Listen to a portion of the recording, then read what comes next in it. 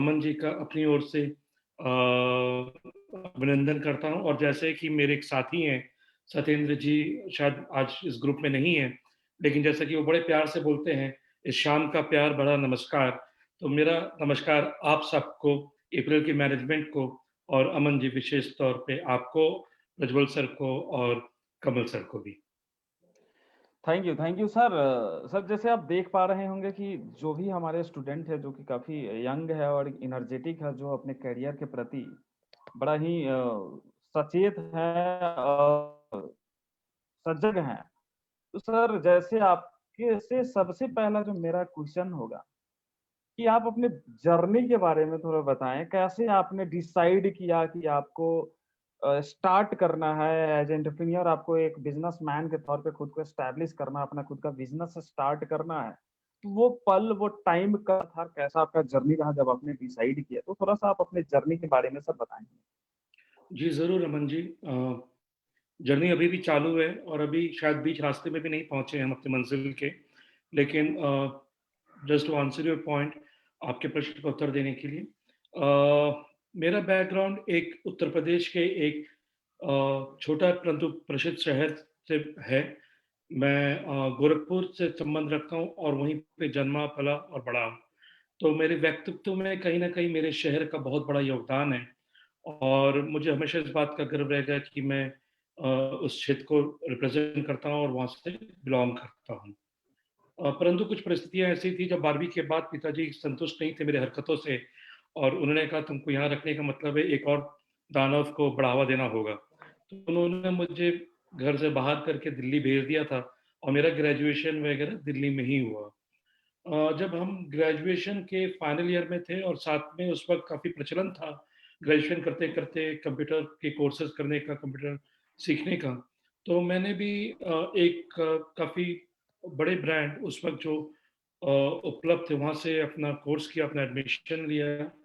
और ग्रेजुएशन के final year में हम 5 साथी थे, जिन्होंने ये डिसाइड किया कि यार पढ़ाई-लिखाई तो सब ठीक है, क्यों ना जो पढ़े उसको इम्प्लीमेंट कर दें।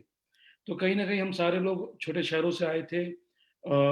एक तरीके से हमारा कोई था नहीं, तो हम एक-दूसरे का सहारा बने और हमने अपना ही छोटे रूप से एक सॉफ्टवेयर डेवलपमेंट की कंपनी स्टार्ट करने की सोची। अ, हमने बना भी लिया, लेकिन चूँकि हमारे पास रिक्वायर्ड एक्सपीरियंस या जो अनुभव होना चाहिए वो नहीं था, तो बहुत सारे लोग जिन्होंने हमें ऑर्डर दिया और जिन्होंने हमारा सॉफ्टवेयर लिया, उन्होंने हमें भुगतान नहीं किया। नतीजा ये हुआ अमन जी, हमारी दुकान चलने से पहले ही पैसे का अभाव में बंद हो गए। और फिर हम ये 4-5 साथी अलग-अलग दिशाओं में निकल गए और फिर जैसे कि हर मिडल क्लास फैमिली का आदमी करता है, मैंने भी नौकरी की और अग्रसर हुआ। 20 साल नौकरी करने के बाद जिसमें मैंने बहुत बड़े ब्रांड्स के साथ काम किया, एजुकेशन इंडस्ट्री में। और आज हालत ये है कि मुझे एजुकेशन के अलावा कोई और काम आता नहीं है। तो काफ़ी सारे ब्रांड हैं, मैं उनका नाम शायद इस प्लेटफ़ॉर्म पे नहीं लेना चाहूँगा, लेकिन नेशनल इम्पोर्टेंस के और इंटरनेशनल इम्पोर्टेंस के ब्रांड हैं, जिसमें से एक ब्रांड ऐसा है जो उस वक़्त जब मैंने जॉइन किया, तो $35 बिलियन का कंपनी था वो। और जहाँ पे काम करना हर एक आदमी के लिए एक स्वप्न जैसा, एक सपना जैसा होता है। तो 20-22 साल नौकरी करने के बाद, और उस ब्रांड की मैं अगर बात करूँ तो जो उनका एजुकेशन डिपार्टमेंट था, उसमें ग्लोबली मैं टॉप 5 सेल्स प्रोफाइल में मेरी गिनती होती थी। कभी तीसरा, कभी चौथा, नंबर 1 कभी पहुँच नहीं पाया, लेकिन तीस टॉप 5 में कई साल मैं उस संस्था के ग्लोबल सूची में रहा। फिर 1 साल जैसे कहते हैं ना, जैसे बुद्ध जी को पीपल के पेड़ के नीचे ज्ञान मिला था, तो मुझे भी बैठे-बैठे अपनी सीट पे एक दिन ज्ञान मिला कि मैं कितना भी आगे बढ़ूँ, करूँगा वही काम। आज खुद कर रहा हूँ, कल को हो सकता है टीम बड़ी हो जाए, तो मेरे नीचे 10, 15, 20 लड़के, 100 लड़के आ जाएँ। लेकिन वही मालिक को रिपोर्ट करना, वही यस सर बोलना वाला, सुबह से शाम तक का 9 टू 6। और घर जाके, क्योंकि सेल्स में जो भी सेल्स करता है उसको ये मालूम ज़रूर होगा कि सेल्स का कोई घड़ी नहीं होता। कस्टमर कभी भी आपको फ़ोन कर सकता है, कंपनी कभी भी आपको तलब कर सकती है। तो कहीं न कहीं वो प्रेशर, वो दबाव और ये सारी चीज़ें चलती रहेंगी। To cut a long story short, ये वो क्षण था 2016 में, जब हमने कहा कि यार अब हम कितना भी आगे बढ़ भी जाएँ, तो भी नेचर ऑफ वर्क, जो प्रवृत्ति रहेगा काम करने का, वो कमोबेश यही होगा कि कस्टमर से धंधा लाओ, मालिक को अमीर करो और महीने की 30 तारीख को पगार लेके घर जाओ। तो हमने तब सोचा कि जब इतनी मेहनत, इतना सब कुछ हम दूसरों के लिए कर रहे हैं, तो क्यों ना एक रिस्क लेके अपने अपना भी कुछ काम किया जा सके।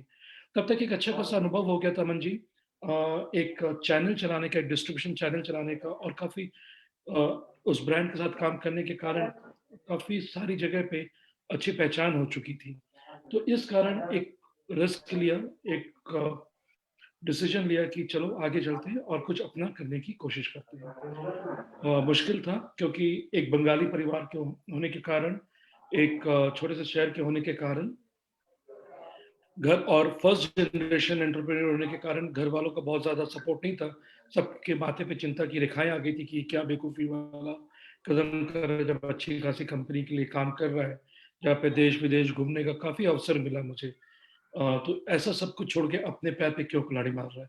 लेकिन डिसीज़न ले चुका था, और जो कुछ भी है उसके बाद कम-बेसी अब अपनी लड़ाई खुद ही लड़ रहे हैं, बिना मालिक के।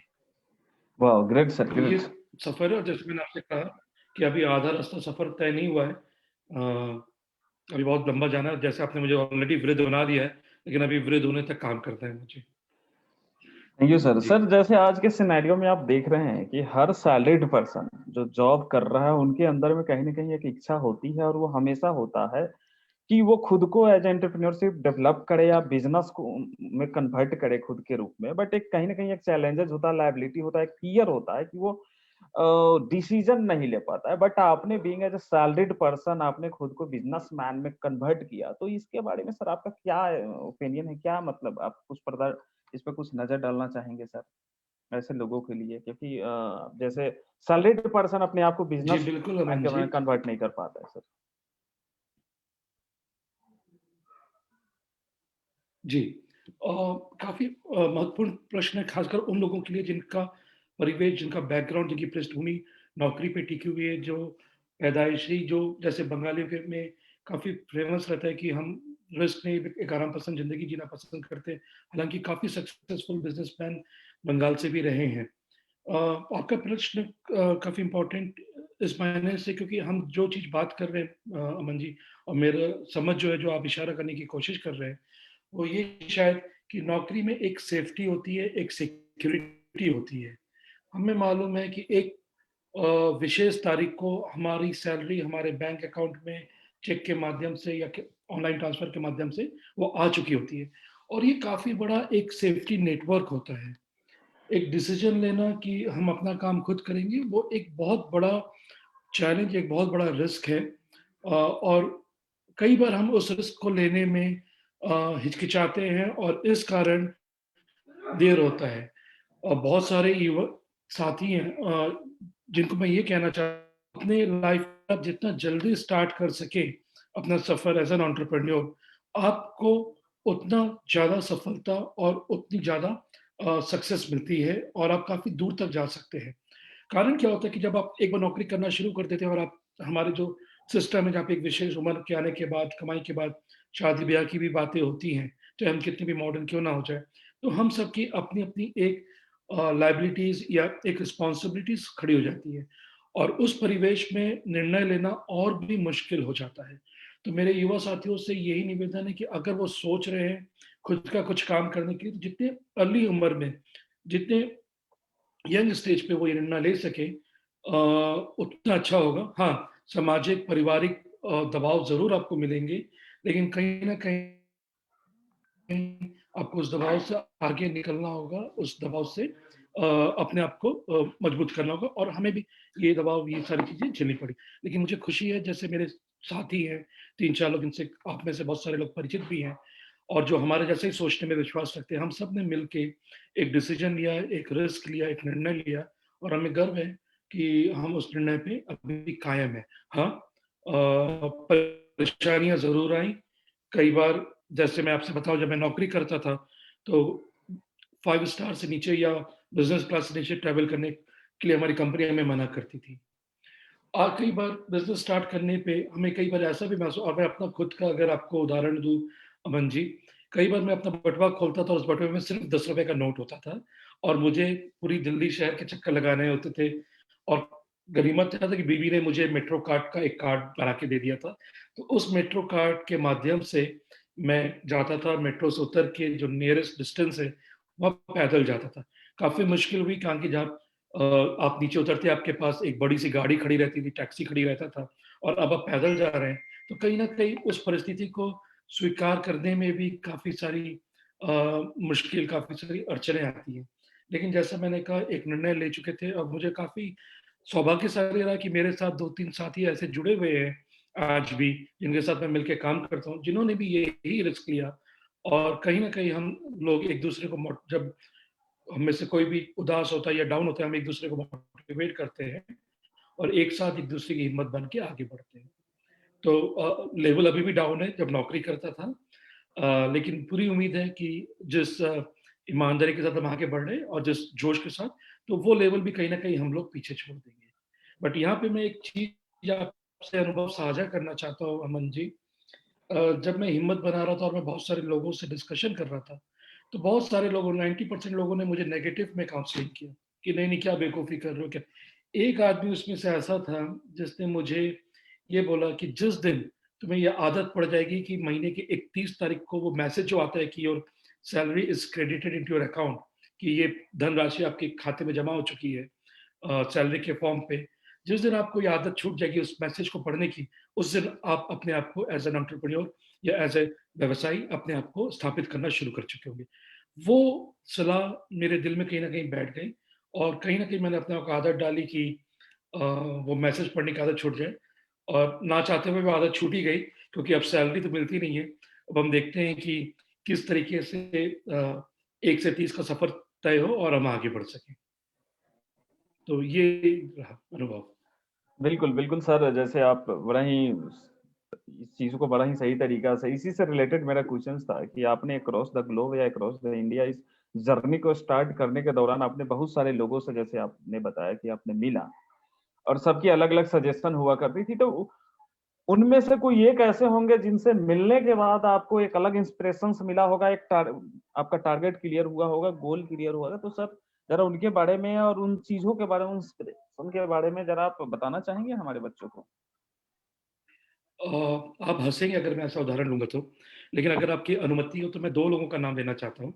एक जिनसे मैं मिला नहीं, लेकिन वो हमेशा और हमेशा हमारे प्रेरणा स्रोत रहेंगे और एक जो आप कह रहे हैं कि मिला हूँ, तो मैं आपसे बताऊँ जब ये स्टार्ट किया बिज़नेस, हमने 2016 में काम स्टार्ट किया और नवंबर 2016 में डिमोनेटाइज़ेशन हो गया था। तो उस वक़्त क्या हुआ, कई सारे बड़े कॉलेजेस के साथ हमारे बिज़नेस डील चल रहे थे और जहाँ से काफ़ी अच्छा व्यवसाय आने की उम्मीद थी। लेकिन डिमोनेटाइज़ेशन आने के कारण सब लोगों ने अपने आप को पीछे कर खींच लिया और हमें वो सारी चीज़ें नहीं मिली। अ, हम उस चीज़ से भी उभरे। उसके बाद फिर एक ऐसा स्टेज आया जब पॉकेट से लगाया पैसा क्योंकि नया धंधा, नया बिज़नेस और अगर अनुभव आपके पास ना हो, तो बिज़नेस आपको सूखे ज़मीन की तरह पानी चूसता है। तो हमारा बिज़नेस भी सूखे ज़मीन की तरह हमारा पानी चूसता और मैं काफ़ी उदास एक बार घूम रहा था, नीचे उतरा, तो मेरी सोसाइटी का जो प्रेस करता है कपड़ा सुबह आके शाम 5 बजे अपनी दुकान लगाता है, गाड़ियाँ साफ करता है और फिर 11 बजे बाद अपने प्रेस की दुकान सोसाइटी के अंदर ही लगाता है। तो आप सुन के ज़रूर हँसेंगे कि मैं उसको अपना प्रेरणा स्वरूप उस दिन उसको लिया जब मैंने उसको यही बोला, खींच के बोला, मेरे आवाज़ में काफ़ी ताना था, सार्कज़्म जिसे बोलते हैं इंग्लिश में और मैं ऐसे ही बोला कि सर उसने मुझसे पूछा कि भैया आप क्या हैं इतने उदास घूम रहे हैं? तो मैंने कहा यार मैं तुम्हारी तरह बड़ा आदमी नहीं हूँ ना इसलिए मुँह लटका के घूम रहा हूँ। झुँझलाहट थी मेरी आवाज़ में और कहीं न कहीं वो हारने की ओर जो कदम बढ़ते हैं ना वो चीज़ था। उसने बड़े हँसते हुए कहा, "हाँ भैया हम तो बड़े आदमी हैं और अपने को हम कभी छोटा नहीं मानते कारण कि भैया देखिए ना हम सुबह गाड़ी साफ करते हैं 10 बजे तक, उसके बाद प्रेस करते हैं और उसके बाद हम रात को जाके दारू पी के सो जाते हैं। हमें ना किसी से आकांक्षा है, ना किसी से अपेक्षा और हम अपनी जीवन काफ़ी मस्त से चला रहे हैं और आप लोग के आशीर्वाद से भई क्योंकि हमने जब वो नया-नया आया था, मेरे पिताजी ने उसकी मदद की थी सोसाइटी में उसको एक स्थान दिलाने की, जहाँ पे वो अपने प्रेस की दुकान लगा सके। तो कहीं न कहीं आपको अ, क्या हम अपने बड़े लोग लखनऊ में स्किल मिशन के अंदर इलेक्ट्रीशियन 2 अरे 6 महीने में उसका कोर्स कंप्लीट हो जाएगा भैया, पूरा हो जाएगा और हम उसकी आमदनी से भी और कमाई कर लेंगे और एक और प्रेस की दुकान उसके मन में बहुत ज़्यादा आकांक्षा नहीं थी कि वो पैसे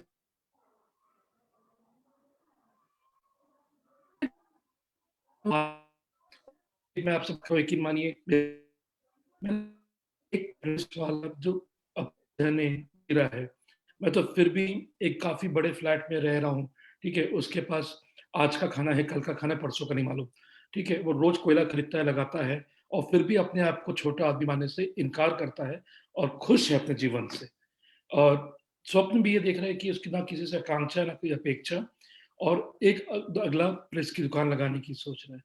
कहीं न कहीं वो चीज़ मेरे दिमाग में घर करी और मैंने कहा मैं अपने आप को हारा क्यों मानूँ जब ये नहीं हार मानता। तो उसको मैं ऐसा प्रेरणा स्वरूप लिया, उस भले इंसान को ये नहीं मालूम कि मैं उसको अपना प्रेरणा स्वरूप लिया है और दूसरे जो मेरे प्रेरणा स्वरूप रहे और शायद हम सबके रहेंगे, जो एप्पल कंपनी के संस्थापक रहे हैं स्टीव जॉब्स, कहीं न कहीं मैं उनसे बहुत ज़्यादा प्रेरित हूँ, जिन्होंने अपनी पढ़ाई छोड़ के, जिन्होंने अपने गिरते स्वास्थ्य को ना ध्यान में रखते हुए भी एक ऐसी संस्था का निर्माण किया, जिसका बनाए हुए प्रोडक्ट्स हम हर लोग इस्तेमाल करते हैं या कहीं न कहीं अपेक्षा रखते हैं कि हम उसको इस्तेमाल करेंगे। तो वो एक ऐसा इंसान जो कॉलेज भी नहीं गया, जो एडॉप्टेड था और जिसने एक छोटे से गैराज में अपनी दुकान चलाई, वो दुनिया का सबसे अमीर आदमी बनता है और अमीर बनना बहुत बड़ी उपलब्धि नहीं है अमन जी, लेकिन वो एक ऐसी चीज़ का निर्माण करता है, जिसको लोग अधिक से अधिक प्रीमियम देके खरीदना चाहते हैं और इस्तेमाल करना चाहते हैं। तो कहीं न कहीं मैं उनके पद चिन्हों पे चलना चाहता हूँ और अपने आप को स्थापित करना चाहता हूँ। तो ये 2 लोग हैं, स्टीव जॉब्स साहब से कभी नहीं मुलाकात हुई मेरी, लेकिन प्रेस वाले से रोज़ होती है। तो ये 2 लोग हैं, जिनको मैं अपना प्रेरणा स्वरूप मानता हूँ। डेफिनेटली सर, डेफिनेटली सर, चूँकि आप बता रहे हैं इतना ज़बरदस्त तरीक़ा से आप अपने एक्सपीरियंस को हमारे बच्चों के बीच ला रहे हैं। मैं आपसे सर एक बड़ा ही ज़बरदस्त चीज़ पूछ रहा हूँ, चूँकि आप एज़ ए करियर आपने स्टार्ट किया एज़ ए सेल्स। तो आज का जो सेल्स सिनेरियो हो रहा है, आपके टाइम में जो सेल्स सिनेरियो था, क्या अंतर आपको दिखता है उस टाइम और आज के अंतर में? क्या कुछ उस तरह का बताना चाहेंगे कि कितना अंतर है, कितना आगे बढ़ा, क्या चीज़ें चेंजेस हुए? उस क्या डिफर है फ्रॉम टुडे सेल्स सिनेरियो और आपके टाइम के सेल्स सिनेरियो में क्या डिफर लाइटर साइड पे बात करूँ, थोड़ा-सा हल्के में, तो सेल्स वाली की ज़िंदगी आज भी वैसी है जैसे कल थी। उसको अभी भी कस्टमर की भी गाली खानी पड़ती है और अपने बॉस की भी खानी पड़ती है। तो सेल्स प्रोफाइल में कोई ज़्यादा चेंजेस नहीं है, लेकिन मेरा हमेशा से मानना रहा है अमन जी, कि जो नई जनरेशन होती है बहुत हमसे एक कदम आगे होती है और स्मार्ट होती है और कहीं न कहीं ये चीज़ मेरे अंदर मतलब मैं उनको भी अपना प्रेरणा मानता हूँ कि जो नया जनरेशन जिस तरीके से सोचता है, हम उस तरीके से नहीं सोच पाते थे या सोच पाते हैं। जो रिस्क लेने की काबिलियत उनमें होती है, वो कहीं न कहीं हम में क नहीं थी। दूसरा, आज के जो लोग हैं, काम कर रहे हैं, आज उनके पास तकनीक का, टेक्नोलॉजी का काफ़ी ज़्यादा सहायता है, उसका बैकग्राउंड उनको मिला हुआ है। जैसे हम बात करते हैं, अगर हम सेल्स में भी जाते हैं, तो आज का एक सेल्स प्रोफाइल का आदमी एक साइंटिफिक तरीके से अप्रोच कर सकता है अपने काम में। सिर्फ सेल्स का ही नहीं, हर विभाग जो एक संस्था में होता है और उसमें काम करने वाले आदमी एक साइंटिफिक तरीके से अप्रोच कर सकते हैं क्योंकि एनालिसिस है, बहुत सारे इंटेलिजेंस टूल है, जिसका उपयोग करके वो अ, इस्तेमाल कर सकता है, जिसके उपयोग करने से अगर आप सेल्स की बात करते हैं, उसको और आसानी से और एफ़िशिएंट तरीके से उसको बेच सकता है। पुराने टाइम में शायद ये लग्ज़री नहीं था, ये सुविधाएँ नहीं थी और लोग ज़मीन जैसे मैंने आपसे कहा, गाँव-देहात वैसे हम ये नहीं देखते थे कि क्या एनालिसिस है। हमें ये रहता था कि यार आज के दिन में हमें ये टारगेट अचीव करना है, तो ये टारगेट अचीव करना है। तो हम वो पढ़ा-लिखा और टेक्निकोलॉजी अप्लाई नहीं करते थे। हम सिर्फ़ एक जोश, एक जुनून के साथ चले जाते थे कि भैया हमें ये हासिल करना है और कर लेंगे। आज के टाइम में हमारा काम को आसान बनाने के लिए काफ़ी सारी टेक्निकल चीज़ें, एप्लीकेशन और टूल्स अवेलेबल हैं, जो हमारे काम को मदद करती हैं। But at the same time Aman ji, जो सबसे बड़ा चेंज है, वो स्मार्टनेस में है, वो अवेयरनेस में। आज कहीं न कहीं हमारे युवा साथी ज़्यादा अवेयर और ज़्यादा स्मार्ट और ज़्यादा जिसे कहते हैं एम्बिशियस, महत्वाकांक्षी हैं, एज़ कम्पेयर्ड टू जब मैंने अपना करियर स्टार्ट किया था। तो ये काफ़ी बड़ी एक गुण होता है महत्वाकांक्षी होना, और जो कि एक सेल्स, सिर्फ सेल्स नहीं बाकी बल्कि हर फील्ड के एक आदमी में होना ज़रूरी होता है। तो मेरा मानना है आज के टाइम के जो युवक हैं, वो हम सबसे, या मैं विशेष अगर अपनी बात करूँ, मुझसे कहीं ज़्यादा महत्वाकांक्षा रखते हैं, और अगर वो स्मार्टली काम करें तो सफलता बहुत दूर नहीं है उनसे, अगर वो बिल्कुल ईमानदारी से काम करें। हमारे टाइम पे तो कई बार ये भी होता था कि मोबाइल नहीं होता था। मेरे कई सारे साथी दोपहर के टाइम में घर जाके सो भी जाते थे, कोई ट्रैक करने वाला नहीं होता है। लेकिन इस केस में हमारे जो आज के साथी हैं, बेचारे इस सुख का आनंद नहीं ले पाते। उनको हमेशा अपने पाँव पे खड़ा रहना पड़ता है, क्योंकि मोबाइल कभी न कभी बज ही जाता है। तो that was on a lighter side, but मुझे लगता है कि आज का युवक, आज का generation is more well equipped, is more smarter than what I was at my time. Sir जैसे कि मैं आपसे बात कर रहा हूँ और जो चीज़ें अभी दिख रही है, जो सक्सेस आपका दिख रहा है, जो भी आपने अचीव किया है, ये एक दिन का नहीं, पिछले 25 सालों का लंबा दौर रहा है। अगर मैं बात करूँ बेसिक चैलेंजेस का, जो कि एक हर कोई फेस करता है और आपने भी फेस किया होगा, तो मैं अगर आप बात करूँ कि बेसिक चैलेंजेस आप सेल्स में, आईटी एजुकेशंस में या मार्केटिंग या ऑपरेशन जो आपका फील्ड है, तो इनिशियली आपने बेसिक चैलेंजेस क्या फेस किया इन चीज़ों और उससे कैसे ओवरकम किया आपने एक सक्सेसफुल एंटरप्रेन्योर बनने में? अमन जी, वाक़ई में कहूँ तो चूँकि पिताजी ने घर से निकाल दिया था, मैं एक शहर में आया था, तो मेरा जीवन रिफ्यूजी जैसा ही था। हालाँकि पिताजी मासिक खर्चा दे देते थे, और जब मैंने अपना करियर का स्टार्टिंग किया तो मैं एक टेक्निकल बैकग्राउंड से था, और मैं क्लासेस लेता था। फिर 1 साल काम करने के बाद जब उस संस्था के जो मेरे इमीडिएट मैनेजर थे, पता नहीं उन्होंने मुझ में क्या देखा और मुझे सेल्स का काम दे दिया, और एक पर्टिकुलर सेंटर का सेंटर हेड बना दिया 1 ही साल के अंदर। बच्चों के साथ मेरा कनेक्ट बहुत अच्छा होता था, जब मैं उनको पढ़ाता था। तो मेरे लिए टेक्निकल से बिल्कुल ही पटक के मुझे सेल्स में रख देगा, और मेरा कोई भी अनुभव नहीं था। एक तो मैं एक जो घर का कम्फर्ट होता है, आराम होता है, उसको छोड़ के खुद से शाम को जाके खाना बनाना, फिर ये सारी चीज़ें करना।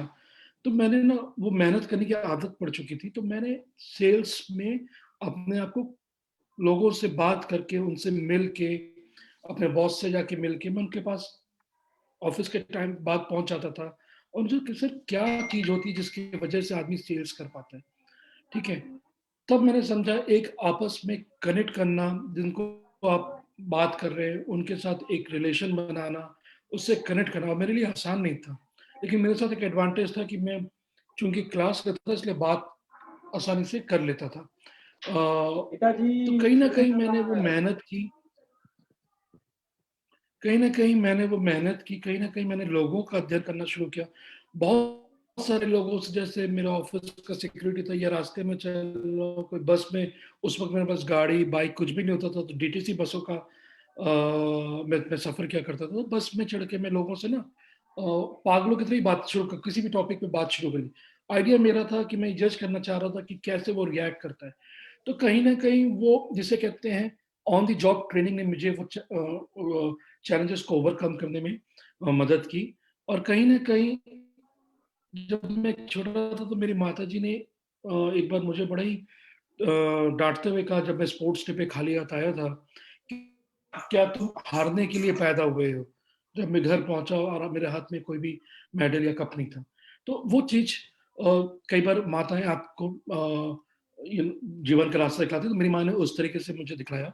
और कहीं न कहीं जब मैं घर से बाहर एक अनजाने शहर में आ गया था, अनजाने लोगों के बीच में, और मुझे मालूम था कि मेहनत नहीं करूँगा तो ये शहर मुझे उखाड़ के फेंक देगा। क्योंकि हर रोज़ कोई न कोई ट्रेन भर के आता था। तो अगर मैं अपने आप को साबित नहीं करूँगा, तो कोई और आके मेरी जगह लेने में 1 सेकंड का भी टाइम नहीं लगाएगा। तो जब वो कर सकता है, तो मैं उससे बेहतर कर सकता हूँ, ये सोच के और मुझ में ना लड़ने की बहुत अच्छी आदत है, तो मैं आपसे भी लड़ सकता हूँ। तो वो चीज़ सोच के मैंने कहीं न कहीं वो चैलेंजेस को ओवरकम करने की कोशिश की और यकीन मानिए जो मेरा जर्नी रहा as a sales profile, as a technical profile ये लोगों से बात करना बेझिझक होके मतलब मुझे शर्म नहीं आई लोगों से जैसे अपना काम भी स्टार्ट किया, तो मुझे शर्म नहीं आई लोगों के पास जाके ये कहना कि भैया मैंने नौकरी छोड़ दी और मुझे काम चाहिए, मुझे काम दे दो। तो वो जो बेवकूफ़पन होता है और वो जो चीज़ एक यू नो शर्म होती है, वो सब कुछ छोड़ के मैंने वो चैलेंजेस को ओवरकम किया। एजुकेशन और टेक्निकल इंडस्ट्री काफ़ी कॉम्पिटिटिव होती है, हर 9-10 महीने बाद टेक्नोलॉजी चेंज हो जाती है। कहीं न कहीं मेरे दिमाग में ये भी था कि अगर मैं अपने आप को अप टू डेट नहीं रखूँगा, तो मैं हार जाऊँगा। जो नया बैच आ रहा है पास आउट होके, वो मुझे रिप्लेस कर देगा। और फिर से वही रेफ्यूजी वाली फीलिंग मेरे दिमाग में खेलती थी। तो अपने आप को लगातार टेक्निकल अपग्रेड भी करता रहा मैं। पढ़ता रहा, पढ़ने का काफ़ी शौक है।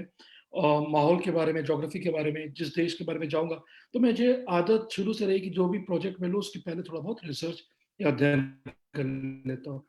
वो चीज़ कहीं न कहीं मेरे साथ रह गई और उसने मेरे बहुत सारे बाधाओं को ओवरकम किया और मैं ये तो नहीं कहूँगा कि मैं बहुत ही बड़ा मिसाल बन गया हूँ, लेकिन मैं अपने साथियों, दोस्तों को ये सजेशन ज़रूर दूँगा कि जिस दिन आपने हार मान लिया, आप यकीन मानिए आपको रिप्लेस करने वाला बहुत सारे लोग हैं।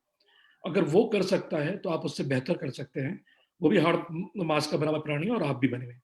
तो हराने वाला आपको पैदा कोई नहीं हुआ है। तो इसलिए कोई भी चैलेंज इतना बड़ा चैलेंज नहीं है जो आपको हरा सके, अगर आप साइंटिफिक तरीके से उसको अप्रोच करते हैं। तो यही संदेश मेरा रहेगा। बिना माँगे मैं संदेश दे रहा हूँ, लेकिन मुझे लगा कि कहीं न कहीं ज़रूरी है, क्योंकि हम बहुत सारे साथियों को मैंने देखा जो हार मान के बैठ जाते हैं और फिर कहते हैं, "नहीं यार, मुझसे तो नहीं हो पाएगा।" ये चीज़ है। Exactly sir. सर चूँकि एक सक्सेसफुल एंटरप्रेन्योर जर्नी आपका स्टार्ट हो चुका और रहा है, तो मेरा इसी से रिलेटेड क्वेश्चन्स है और कहीं न कहीं ये बच्चे हमारे जानना चाहते हैं कि क्या इस सक्सेसफुल जर्नी में एंटरप्रेन्योरशिप जर्नी में आपका जो सेल्स एक्सपीरियंस्ड है, वो कितना मददगार रहा? क्या आपने राइट टाइम में स्टार्ट किया या कुछ और आपको एक्सपीरियंस लेना चाहिए था सेल्स का, फिर आपको एंटरप्रेन्योरशिप जर्नी स्टार्ट करना चाहिए था? तो इसके बारे में सर थोड़ा आप बताना चाहेंगे? अ, मैं पीछे से आंसर देता हूँ, आपके अंतिम प्रश्न का उत्तर पहले देता हूँ और पहले प्रश्न भाग का उत्तर बाद में देता हूँ। अमन जी कि क्या निर्णय चाहिए या थोड़ा-सा और अनुभव कर लूँ? तो इस झूले के बीच में अगर कभी भी निर्णय नहीं ले पाएँगे, तो कहीं न कहीं अंगद की तरह पैर जमाना पड़ता है ज़मीन पे और आपने अगर जमा लिया उस पैर को, तो निर्णय लेने में आपको दिक्कत नहीं आती क्योंकि आप ये थोड़ा-सा अनुभव ले लें, लेकिन जब अनुभव लेने के बाद फिर आप निर्णय लेने जाएँगे, आप कहेंगे यार परिस्थितियाँ बदल गई, नई टेक्नोलॉजी आ गई, थोड़ा-सा और अनुभव ले लें, उसका कहीं अंत नहीं होता। दूसरा, जो मैंने आपसे बोला जो लायबिलिटीज़ होती हैं, फैमिली डिपेंडेंसी होती है, जो आपका एक परिवार आप पे डिपेंडेंट है जो वो सारी चीज़ें आपको कमज़ोर कर देता है।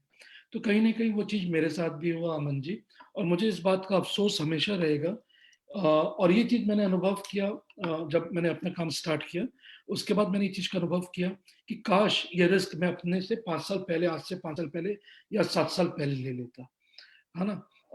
मैं अभी भी कह रहा हूँ, जो कमाई मैं नौकरी में रहते हुए करता था, मैं आज भी उसके आस-पास नहीं हूँ। जो लग्ज़रीज़ मैं उस वक़्त जीता था, उसके आस-पास अभी भी नहीं हूँ। लेकिन मुझे रत्ती भर कभी उस चीज़ का अफ़सोस नहीं है। अफ़सोस मुझे इस चीज़ का है कि मैंने ये निर्णय 5 साल पहले क्यों नहीं लिया? हो सकता है अगर 5 साल पहले लिया होता, तो आज तय किया है, उससे ज़्यादा दूरी तय कर चुका होता। तो जी हाँ मुझे पहले स्टार्ट कर लेना चाहिए था। पहला भाग आपका एक बार अगर आप दोहरा दें, अगर अपना बुरा ना माने तो मैं उसका सर उत्तर दूँगा। आपके जो सेल्स एक्सपीरियंस रहे हैं, वो जी। कितना कारगर हेल्पफुल रहा आपके एंटरप्रेन्योरशिप जर्नी के लिए सर? बहुत ज़्यादा अमन जी क्योंकि वो अनुभव मुझे जैसे मैंने आपसे कहा मेरे अंदर की झिझक, मेरे अंदर का शर्म दूर किया। मुझे बात करने में बहुत हिचकिचाहट महसूस होती थी, तो वो हिचकिचाहट उसने दूर किया। तो आदमी के बारे में जानने में मदद की, ठीक है? कैसे किस तरीके से बात किया जाए, उस बारे में मदद की। तो वो अनुभव, वो एक प्लेटफ़ॉर्म, एक जिसे कहते हैं नींव था, जिस पे मैं पैर रख के हिम्मत कर पाया अपना निर्णय लेने का।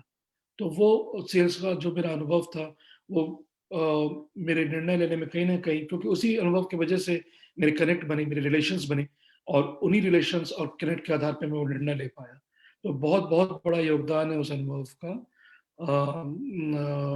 मेरे निर्णय लेने में। डेफिनेटली सर, मेरा अगला क्वेश्चन होगा कि अगले, चूंकि आप बोल रहे हैं कि 5 साल पहले मुझे इसका निर्णय ले लेना चाहिए था, लेकिन आपने थोड़ा सा लेने में लेट कर दिया कहीं ना कहीं ये डिसीजन। अब सर मेरा ये सवाल है कि अगले 5 साल के लिए आपका विजन क्या है?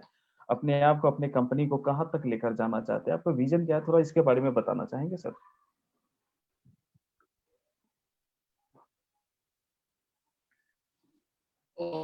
अमन जी, विज़न तो नहीं बोलूँगा, लेकिन एक एस्पिरेशन ज़रूर है, एक महत्वाकांक्षा ज़रूर है कि मैं, क्योंकि टेक्नोलॉजी इंडस्ट्री में रहा हूँ, काम किया है मैंने, और एजुकेशन में काम किया मैंने, साथियों के साथ मिलके उस टेक्नोलॉजी और उस इनोवेशन का मिश्रण करके कुछ प्रोडक्ट्स, कुछ चीज़ें ऐसे बनाऊँ जो रूरल, गाँव देहातों में जो हमारे बच्चे हैं, जो युवक हैं, जो टेक्नोलॉजी पे जिनका एक्सेस नहीं है, जिनको सुविधाएँ नहीं है, मैं इन चीज़ों का बना के नए प्रोडक्ट्स उनके माध्यम से वहाँ पे पेनिट्रेट कर सकूँ, उस किनारे पे जा सकूँ, कोने में जा सकूँ जहाँ पे कोई भी नहीं गया है।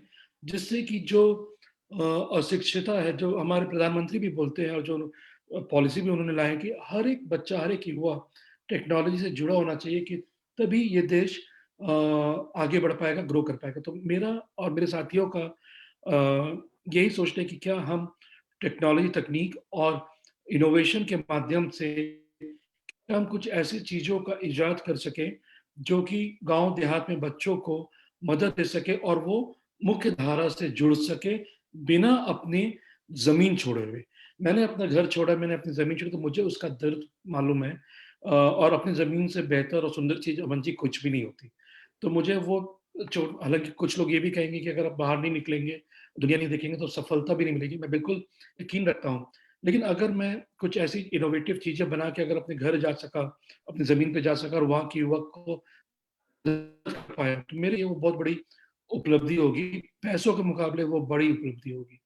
तो कहीं न कहीं हमारी टीम ऐसे कोर्सेज़ बना रही है, और ऐसे प्रोग्राम्स, ऐसे मॉड्यूल्स बना रहे हैं, जो कि बच्चों का, युवाओं की सोच को बदल सके।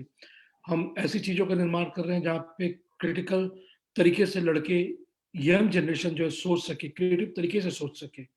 तो वो सारी सुविधाएँ जो मुझे मिली हैं, बिकॉज़ मैं उनको अफ़ोर्ड कर सकता हूँ। मैं चाहता हूँ उसके आधे से आधे, 1/4 दाम पे, उससे भी कम पे हमारे युवाओं को वो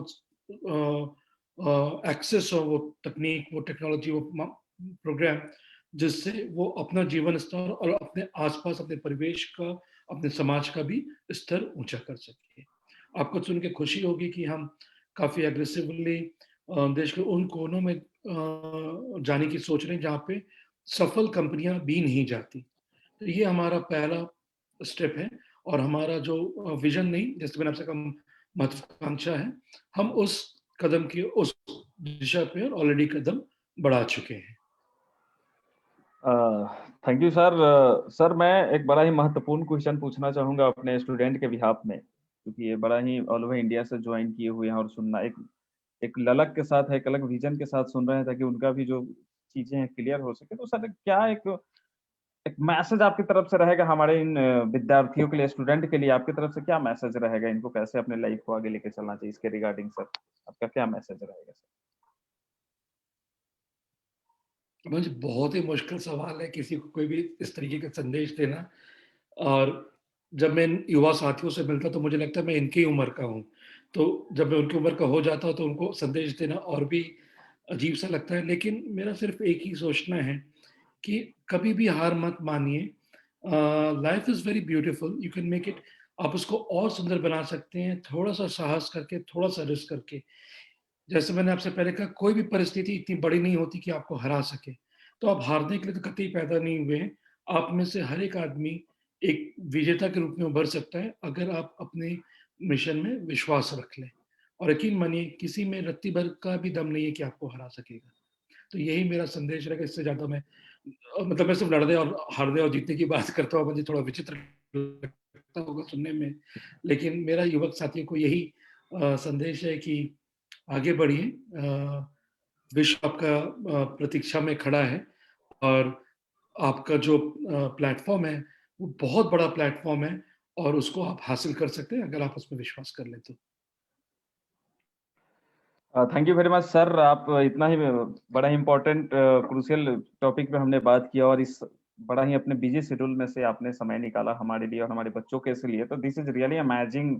सर हम आपको डेफिनेटली आगे देखना चाहते हैं, एक नए जर्नी के साथ देखना चाहते हैं आईटी एजुकेशन के फील्ड में, जैसे आपने बताया कि आप वहां पहुंचना चाहते हैं जहां बड़ी बड़ी कंपनियां नहीं जाना चाहती। तो definitely we are looking forward to see you in the next part of your journey with IT education. And आपका बहुत बहुत धन्यवाद सर, इंटायर एपीएलएल टीम की तरफ से, पूरे स्टूडेंट के तरफ से। और मैं उम्मीद करता हूँ कि हमारे बच्चे आज बहुत कुछ सीखे होंगे और लाइफ में ये चीजें उनको बहुत आगे जाने में हेल्प करेगा। आप सबका बहुत बहुत धन्यवाद आज का शो ज्वाइन करने के लिए स्टूडेंट।